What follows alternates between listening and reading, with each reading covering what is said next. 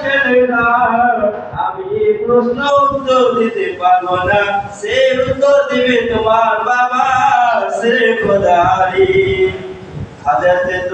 হযরত ইমামে হাসান হোসেন রাদিয়াল্লাহু তাআলা আনহু একবার দোয়া করে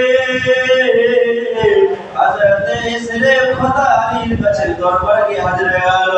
ও আমার আব্বা যান, বলো বলো যে আমরা যে দুই ভাই হাতে লেখা রেখেছি বাবা, আমার আম্মা জানুর কাছে গিয়েছিলাম, আমার আম্মা জানুনি কোন উত্তর দিল না।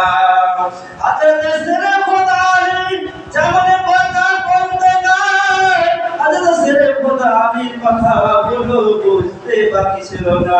হযরত ইসরে খোদা আলী বলতেছে, আমি এখন যদি আমার বড় ছেলে হাতে লেখা